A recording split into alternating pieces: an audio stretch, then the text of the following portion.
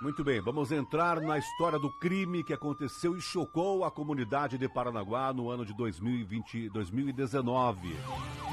Começo de tarde de uma sexta-feira, dia 20 de setembro. O crime naquela ocasião acabou ganhando notoriedade em todo o estado do Paraná. E ontem teve um desfecho. O filho acusado de encomendar a morte do pai, naquele ano foi inocentado por júri popular. Eu vou trazer rapidamente aqui agora um pequeno resumo do desfecho do julgamento que aconteceu ontem. Tá? Na quinta-feira, a cidade mãe do Paraná foi palco de um julgamento que atraiu grande atenção de toda a comunidade paranaguara. Um caso de homicídio envolvendo um indivíduo acusado de ser o mandante do assassinato de seu próprio pai. Ele chegou ao seu desfecho no tribunal, gerando intensa comoção e discussão entre os moradores locais. Por quê? O julgamento foi conduzido pelo júri popular e, após um longo período de deliberação, a decisão foi unânime. O réu, acusado de praticar o crime previsto no artigo 121 do Código Penal, foi absolvido. Da mesma forma, o outro réu, suspeito de envolvimento no homicídio, também foi absolvido da imputação da prática do crime previsto no artigo 121 do Código Penal. A sentença lavrada pela meritíssima juíza presidente foi lida em plenário perante todas as partes presentes, tornando-se assim pública. Bom, a partir de aí começaram então as polêmicas na cidade de Paranaguá. Porque ambos foram inocentados, porém eram réus confessos. Para darmos continuidade ao caso, vamos relembrar o que aconteceu naquela ocasião.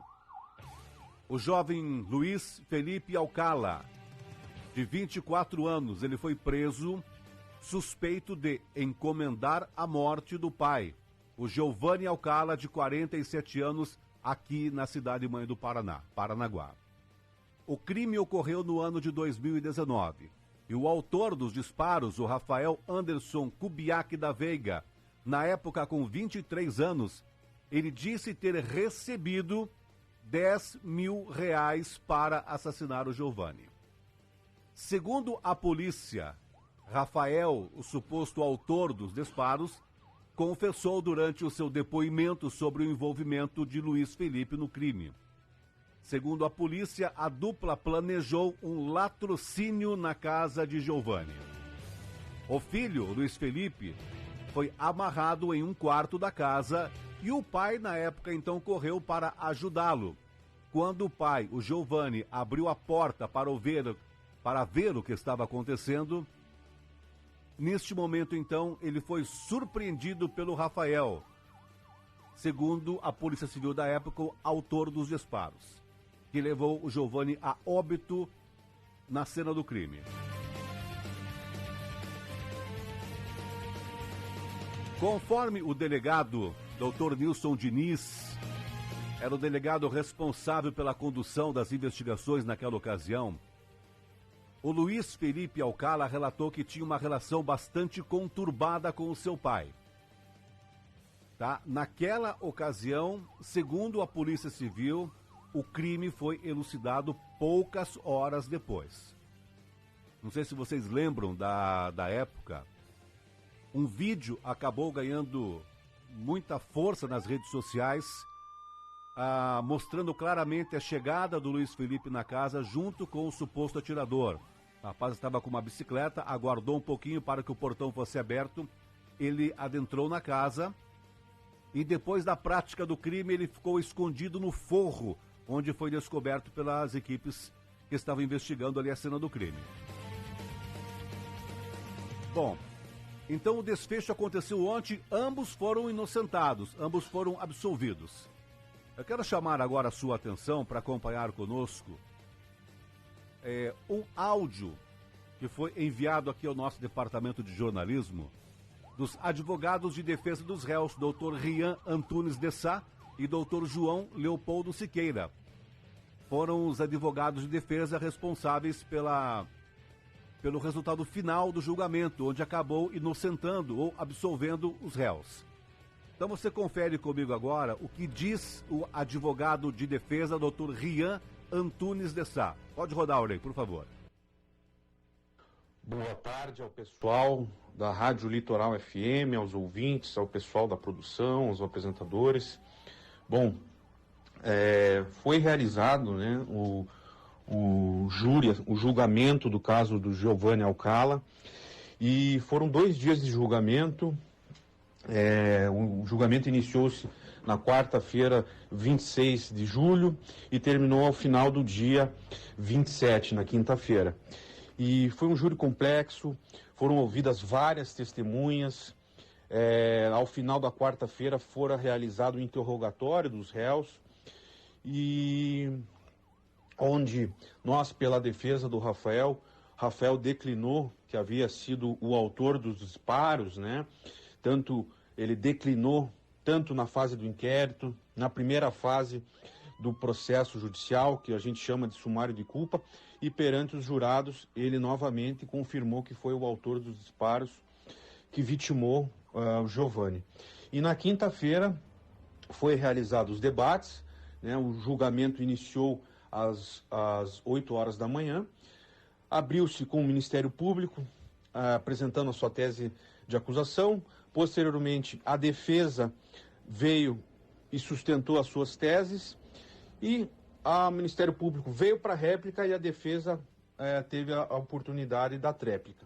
E ao final de todas essas apresentações das teses, a defesa do Rafael, tanto a defesa do Rafael quanto do Luiz Felipe, as suas teses prevaleceram, e os jurados entenderam por bem absolverem os réus da prática do crime de homicídio qualificado.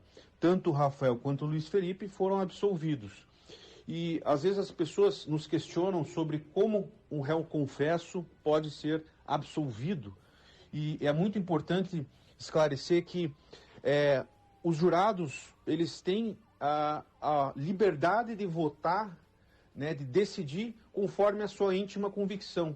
Eles não precisam fundamentar o seu voto. Então, mesmo o réu confesso, eles podem entender por absolver. E foi o que aconteceu nesse caso do Giovanni Alcala.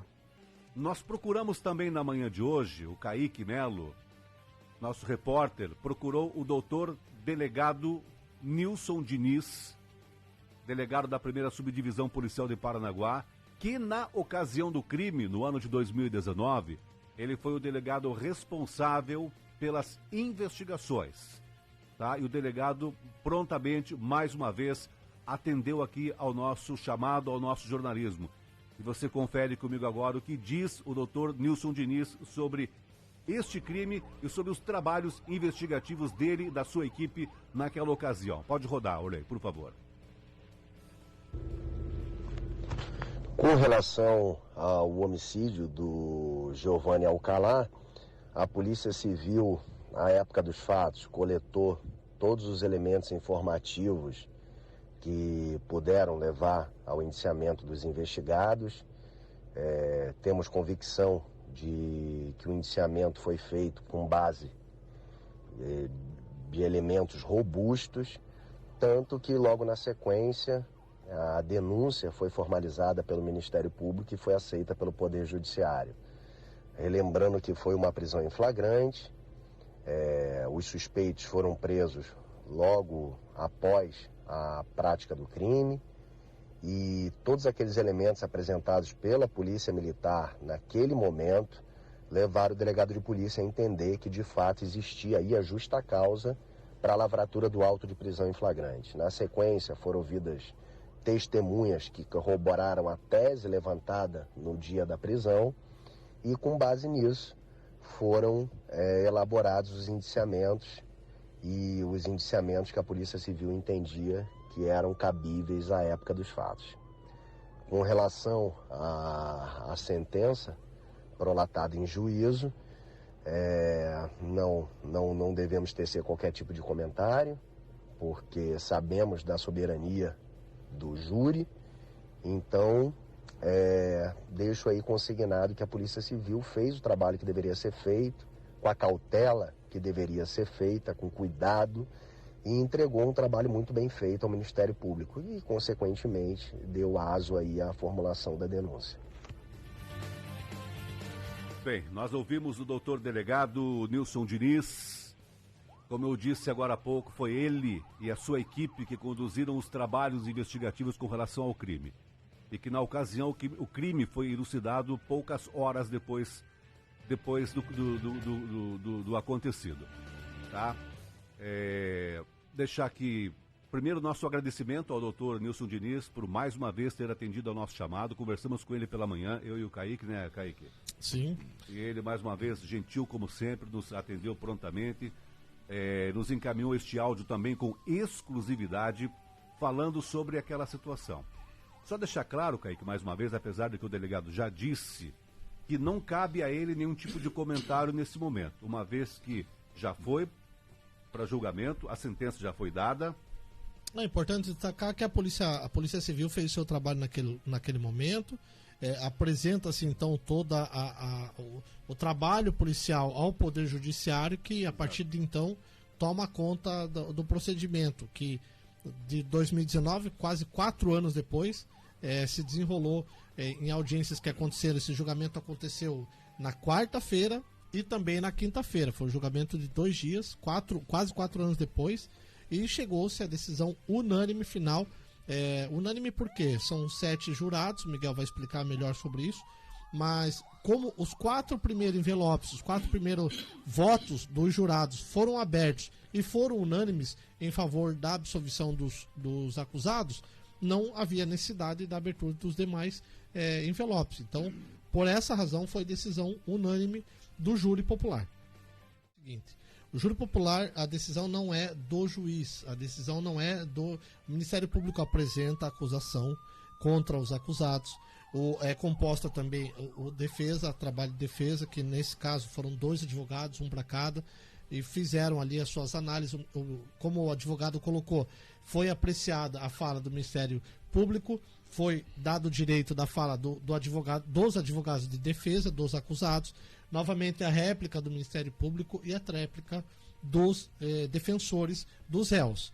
Apreciado então para o júri popular, que é composto por 7 pessoas. As 7 pessoas saem da sala, né, Miguel, recebem um envelope e ali eles colocam simplesmente culpado ou inocente.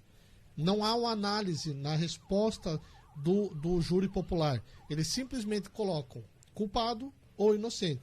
Neste caso específico, os 4 dos 7, os 4 primeiros envelopes que foram abertos davam inocente para os acusados. Com isso, foi dada unanimidade, porque não havia necessidade de abertura dos demais envelopes, que não reverteria a absolvição dos réus. Com isso, a decisão da juíza, no caso a magistrada, ela só lê a sentença. Eles foram o resultado final. O resultado final se deu por unanimidade, 4 votos por absolvição dos acusados. Pronto. Diferente no caso de eles terem sido condenados, aí cabe à magistrada, à juíza, definir qual será a penalidade, quantos anos, quantas multas, de repente, em questão, quando há questão financeira, qual será a penalidade aplicada a eles. Nesse caso, não havendo absolvição, só cabe à juíza decretar a soltura dos mesmos de imediato, né, Miguel? Diante do resultado hoje o final. Código Penal, ele antes era 3 dias, teria que ter, aí o alvará de soltura seria expedido pelo juízo competente. Hoje não, ele pode sair do tribunal. Dali ele já sai livre. Pode sair. Nós estamos recebendo aqui a visita do Gerson Ernesto dos Santos. O amigo Gerson, ele esteve participando ontem indiretamente do julgamento como um auxiliar. Ele estava auxiliando o juiz a manter a ordem no tribunal. Ele é oficial de justiça e veio aqui visitar-nos e trocar umas figurinhas conosco aqui. Tudo bem, Gerson? Tudo bem, Márcio, com você? Tudo na paz. Tirando o que é ruim, fica o que é bom, né? Né, Miguel? É verdade. Se tirar tudo o que é ruim, fica só o que é bom. O que é bom é que o Gerson está aqui, né? Sempre somando aí pra gente esclarecer, né, Marcos? Mais aí, trazer as informações aí mais imparciais e corretas, né? Para os nossos telespectadores e ouvintes também, né, Marcos? Como eu disse no começo da matéria aqui, nós somos leigos, né? Quando se fala em termos jurídicos, apenas quem é de dentro da área jurídica conhece bem. Nós somos todos leigos. Ô Gerson, como é que funciona bem aquela parte ali dos jurados? Geralmente, ninguém quer ser jurado numa situação dessa, né? Infelizmente, acho que as dessa pessoas têm esse pensamento, situação nenhuma, né? Uhum. Mas ao contrário do que todos pensam, é um trabalho muito relevante para a sociedade. Com certeza, claro que é. Então, é um dever cívico, inclusive, porque a pessoa vem, né, na presença de um tribunal de júri, né, não com o intuito de condenar ou absolver, mas sim de prestar um serviço para a justiça. Então, o que acontece, né, sem muitas delongas, apenas para resumir a situação do tribunal do júri, nos crimes contra a vida, o ordenamento jurídico brasileiro diz que é a própria pessoa, é a sociedade que vai julgar, né, e não se vai julgar a pessoa e sim, mas o ato que ela praticou. É somente isso, né? Por isso que é júri popular, né? Por isso que é júri popular. Então, Okay. nesses tipos de ações, né, penais, a juíza, o que acontece? A juíza presidente do tribunal do júri, ela convoca pessoas da sociedade para estarem no dia, né, e, digamos assim, dos vários jurados que são intimados para comparecer no dia, apenas 7 vão ser sorteados para auxiliar o juiz no julgamento. O tribunal do júri, ele é soberano, de fato, isso a própria Constituição e o próprio ordenamento jurídico diz. Então lá essas pessoas vão, através do que vai ser apresentado pela acusação e pela defesa, e eu digo mais, pelo Ministério Público responsável por fiscalizar a aplicação da lei, e pelo advogado que vai lhe demonstrar o que realmente houve na sua ótica, né, eles vão ouvir isso daí, e frise-se, né, que é ouvido testemunhas, ao final é interrogado os réus, e após isso vai para os debates, onde o Ministério Público e o advogado vão ter o seu tempo para falar e explanar a sua tese de defesa ou a tese da acusação. Após isso, o que acontece? São formulados quesitos, são perguntas, né, geralmente colocadas ali para o advogado e o promotor, onde eles entram num comum acordo para saber quais são as perguntas relativas ao fato. E a juíza começa, então, numa sala secreta, onde o tribunal é esvaziado, e somente os jurados, o juiz, o promotor e o advogado e os oficiais de justiça que estão ali para manter a ordem, vão ver a votação. E a pergunta começa, né, de acordo com o que é decidido, e cada jurado faz o seu voto. Então é colhido o voto de cada jurado, né, que são 7.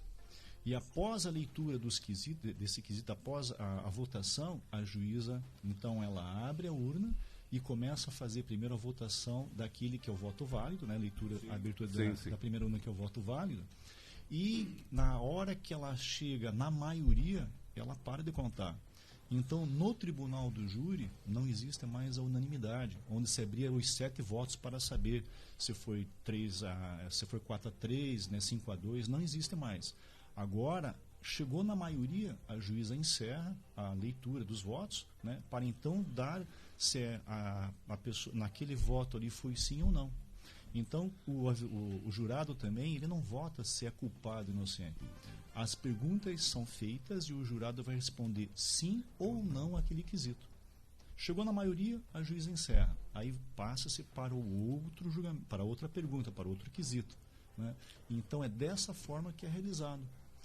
O que acontece também atualmente é que, com a nova ordenamento jurídico, criou-se uma nova pergunta, né?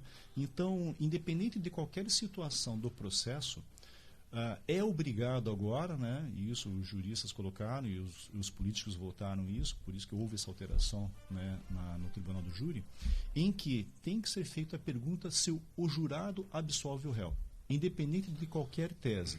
Tem que ser feita essa pergunta. Então, ali vai ser colhido novamente, né, o voto de cada jurado e, numa maioria, a juíza suspende. E ali se é sim ou não.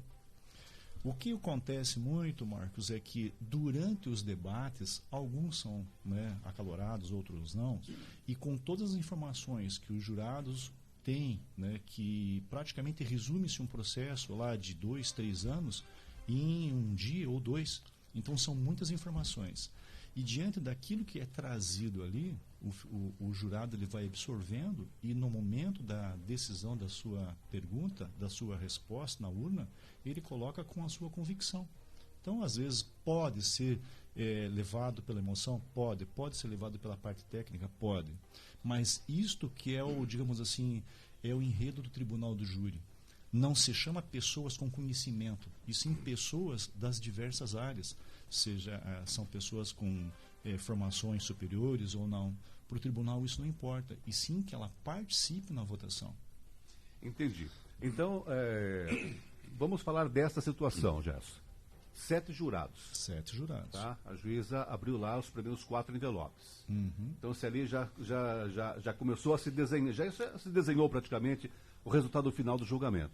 Então, isso não caracteriza unanimidade, então? Não caracteriza unanimidade. Né? Existe a maioria. Maioria. Então, agora, toda a votação do tribunal do júri é por maioria. Né? Eu já participei de vários júris ali, né, no tribunal, e onde a gente via que as respostas, né, e a juíza ela abre, né, sim, não, né? Então a gente vai observando, né, que é conforme cada voto tirado da urna que a juíza faz a leitura, né?